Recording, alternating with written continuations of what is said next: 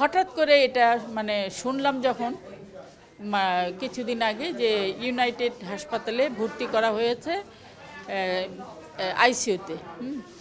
তো আমরা আবার প্ল্যান করলাম যে যাব দেখতে। তো আগে ফোন করা হলো, ফোন করার পর বললো কি না কাউকে দেখতে দিবে না, কাউকে দেখতে দিবে না, কারণ ভালো আছে ভালো আছে। এটা তার ছেলে মনি সে বলছে যে ভালো আছে ভালো আছে।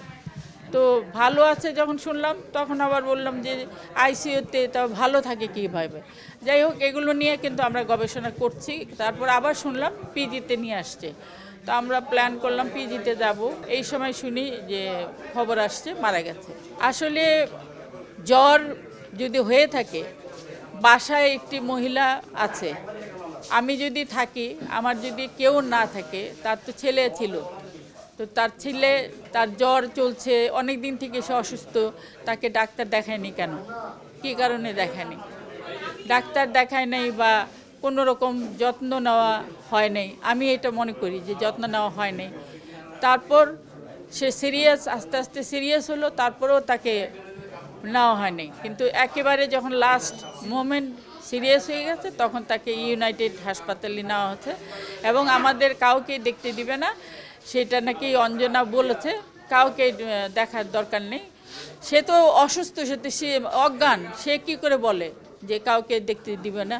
তো আমরা ভাবলাম ঠিক আছে, দেখতে না দিলে তো আর কিছু করা যায় না, জোর করে যাওয়া যায় না। এটা আমিও শুনেছি, আমি দেখিনি। কারণ যদি আপনি পুরোপুরি যদি ক্লিয়ার না করেন, কথাবার্তা না দেখান, তাহলে যারা দেখেছে তারা বলেছে গায়ে, সারা গায়ে দাগ ছিল, মুখে রক্ত ছিল। কিন্তু আপনারা এটা খুঁটিয়ে দেখেন, এটা আপনাদের দায়িত্ব, কারণ আপনারা এটা বের করতে পারবেন। আমি জানি, মনে হয় যে বের করতে পারবেন, কারণ এটার পিছিয়ে আমরা কিছু বলতে পারবো না, কারণ আমি তো দেখি নাই, তাকে আমাদেরকে দেখায় নাই এবং ডক্টররাও কিছু বলে নাই কি হয়েছে না হয়েছে, ডক্টররাও বলে নাই।